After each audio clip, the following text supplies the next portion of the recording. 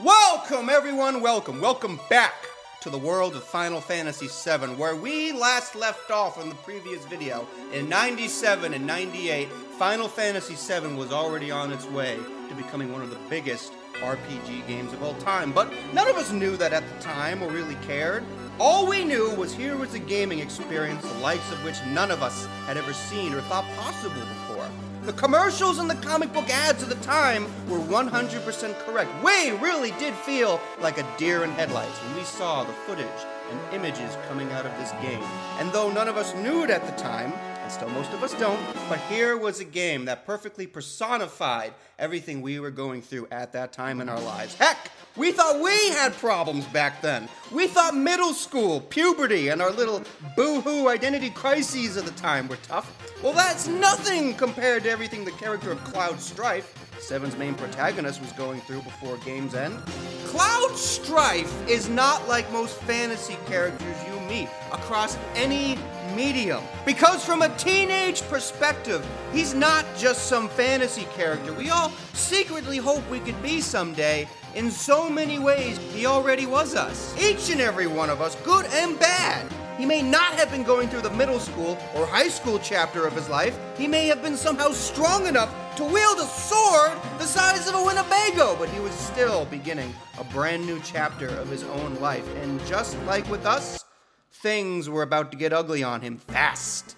Things were about to get dangerous on him too. He may have not been suffering from a pubescent body that would sometimes go out of control from gallons upon gallons of new hormones pumping through him, but Cloud would definitely go out of control sometimes from a body full of new Mako energy and new Genova cells pumping through him.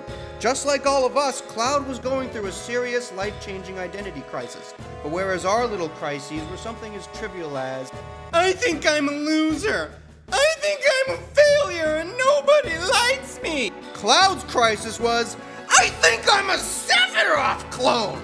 And were that not bad enough, if it wasn't this kind of a crisis, all the other times he was suffering from some serious delusions of grandeur, where he actually thought himself to be a first-class member of the elite fighting group called Soldier, just because he dressed like it, because he cosplayed as it, when in actuality, he was just a grunt, a failure. He was just some scared, silly little kid playing pretend in an awkwardly changing new body, just like the rest of us back then.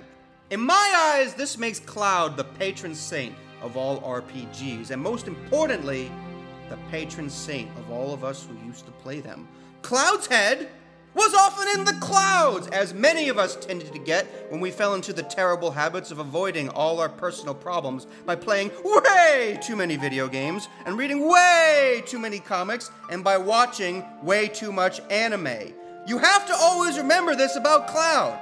He wasn't supposed to be the hero of Final Fantasy VII. Zack was, but Zack was dead.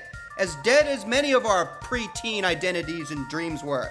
Everything any of us ever wanted to be, everything Cloud ever wanted to be, was a big, strong, popular, likable hero like Zack. But none of these cards were on the table anymore, were they? And yet against these insurmountable odds, and against a foe like no other, Cloud needed to still rise to the occasion. He needed to find out exactly who he was, not just who he wanted to be. He needed to accept himself for this, and be proud of this, and so did all of we. But luckily for all of us on our personal young journeys, none of us ever had to face anything like Sephiroth, did we? Thank fucking God, right?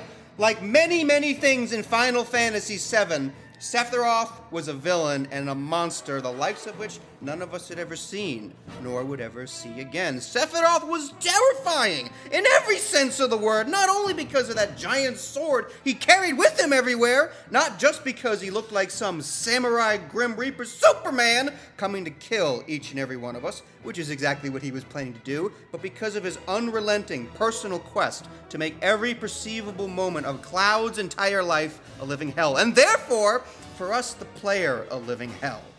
Make no mistake, Sephiroth did not reappear after 5 years of being pronounced dead just because Shinra was making plans to finally find the Promised Land and cash in. Make no mistake, Sephiroth did not just kill Aerith because of her ability to summon Holy was somehow a threat to him. And make no mistake, Sephiroth did not just summon Meteor because he wanted to destroy the planet and become some sort of a god. He did it all entirely because of Cloud. Because at each and every one of these events, who was coincidentally right there to witness and often take part in, when in no way did he ever have to be there? Cloud. So why is Cloud so important to Sephiroth? Well, you have to realize when talking about Sephiroth, you need to never forget that Cloud was the one who 5 years prior, back at the Nibelheim incident, once somehow got the better of the mighty Sephiroth. And Cloud wasn't even a mighty warrior at the time. He was nothing but a low-class, lucky grunt. And not only that, from Sephiroth's perspective, imagine everything else that happened to him during the Nibelheim incident. Sephiroth was once this great warrior, this famous hero, this icon, loved and respected the world over, and suddenly one day at Nibelheim he finds out, you know what, Sephiroth? There's a good reason why you're so strong and powerful. And it's also the same reason why you don't have a hometown or a real mom and dad to call your own, Seph. It's because, get this, you're not even a real person. You were artificially created in a lab. You're not real. You're as real as Pinocchio, and your whole life is a big, funny, silly lie that everyone at Shinra knew, but they never told you about it because they were using you like a puppet. Merry Christmas, Sephiroth! Merry Christmas!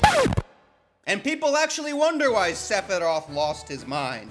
I'm pretty sure if any of us were in Sephiroth's shoes at Nibelheim, even the best of us would have a complete and total nervous breakdown. But the difference between us and Sephiroth is we don't have any magical powers, super strengths, or a giant-ass sword at our disposal, do we? So, once he finds out the terrible truth, what's the first thing that Sephiroth does? Well, he burns Nibelheim to the ground and kills just about everybody, but why? Well, he's pissed off for one, that's for damn sure, but whose hometown is it? That's right, it's little Cloud's hometown. Cloud, the pathetic little worthless grunt that sometimes followed Sephiroth on his missions, and yet now, after what he has learned, it is completely and tragically clear to Sephiroth that this pathetic little grunt, and every other pathetic little grunt across the whole world, will always have something over him that he can not possibly ever have. Something he may have always secretly wanted too. A normal life, a mother, a father, and a hometown to call his own. So in his anger, Sephiroth decides, everyone will know how I feel! Everyone will know what it's like to be Sephiroth! I will take away everyone's normal life! Everyone's mother, father, and especially everyone's goddamn hometown! And you know what? He starts with Cloud's hometown because maybe, just maybe for a moment or two, Sephiroth would have actually given up everything. Everything he had, all his powers and all his status, just to somehow trade places with this pathetic little grunt. And maybe that's what pissed him off and hurt him most of all. Well, actually, no, that's not true. What actually pissed him off most of all, what really turned out to be the icing on the shit cake, was after burning all of Nibelheim to the ground, little Cloud actually tracked him down and somehow got the better of him, didn't he? Him! Something no other warrior on the planet had ever managed to do, not even Zack. And what you have right there, in that moment 5 years back in Nibelheim, is the birth of one of the most burning, insatiable hatreds you could possibly imagine from one of the most dangerous creatures in all of fantasy history. And it was pointed almost entirely at Cloud. You still think Sephiroth actually cared that the Shinra were pursuing the Promised Land? No, of course not. What Sephiroth really cared about was after 5 years of absence, after 5 years of hibernation, 5 years of shame and wounded pride, inside the Shinra Tower, Cloud actually came back into contact with Jenova again, and therefore came back into contact with him. That's exactly what set the chain of events into motion that would one day lead to the death of Aerith, the summoning of Meteor, and the final confrontation between Cloud and Sephiroth, because that's exactly what Sephiroth had been after the entire time. Sephiroth versus Cloud, round 2. Why? Because Sephiroth was and always has been a creature of pride. Because Sephiroth always thought himself to be near superior to near every creature on the planet, and to actually once get bested by such a pathetic, blonde-haired, spiky little kid? Well, how could the mighty Sephiroth ever let that slide? He couldn't! none of what he did was 100% entirely about him destroying the planet and becoming some sort of god. If it was, all he had to do was leave Cloud and company locked up in the Shinra Tower, or just kill them right there and be on his merry way. But he didn't! Think about it for a sec. Think back to the beginning of the game. Just who unlocked Cloud's Shinra Tower prison cell? What happened back then? Cloud and company got captured. Cloud and company got locked up. Cloud went to sleep inside his Shinra Tower prison cell. The door's locked. Cloud wakes up. Door's open. Dead bodies everywhere. Who did it? Someone answer me that! Exactly! The exact same person that left a giant sword in President Shinra's backside, like a calling card for all to see. The exact same person that killed all those people. Sephiroth did it! It wasn't just enough for Sephiroth to summon Meteor and become a god by destroying the world. He had to destroy Cloud's entire personal world first. Sephiroth was like a cat that liked to play with his prey, and he almost succeeded too, but as already mentioned, against insurmountable odds by Final Fantasy VII's end, Cloud somehow found a way to pull it off, didn't he? He somehow found a way to best the mighty Sephiroth once and for all, and it wasn't just because Cloud was so much more physically stronger than Sephiroth. He wasn't! But because Cloud was so much more powerful in inner strength. The kind of strength that only comes from accepting yourself for who you really are and not for just who you want to be. I'm sorry, Sephiroth. You're not a god, and you're never gonna be. You're just an overcompensator. The kind of strength that comes from no matter what the odds, no matter what you find yourself up against, you still dare to stand up for yourself because you know you deserve it. And so you swing that sword like you 100% mean it. By game's end, we, the players, all now know Cloud was never a first-class member of Soldier. We know he was never the man Zack Fair was, and in the end, he didn't need to be any of these things to succeed, did he? And that's the whole message of 7. That's why it resonated with so many of us back then, and will continue to resonate for generations to come. Because there's always gonna be teenagers! There's always gonna be middle schools, and it is always going to suck! And yet what could be more special that such a game and such a story came along at such a perfectly special time for so many of us, for a whole generation back then, not only to offer us a much-needed fantastic gaming escape like no other from our turbulent young lives, but to actually secretly somehow sit some of us down and whisper to us, it's gonna be okay! And you're fine, exactly as you are at a time in life when we needed to hear it most.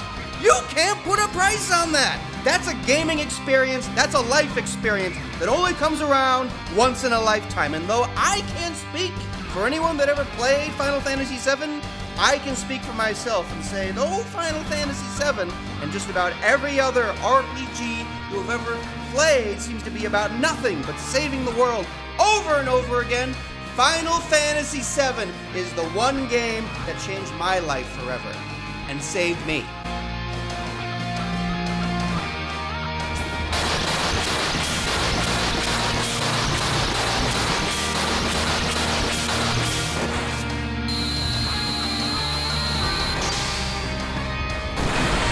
I'm Justin M. Bailey. Thank you so much for joining me again in the world of Final Fantasy VII. I will see you all soon for the next leg of JMB on RPGs. If you like my videos, please subscribe. Thank you.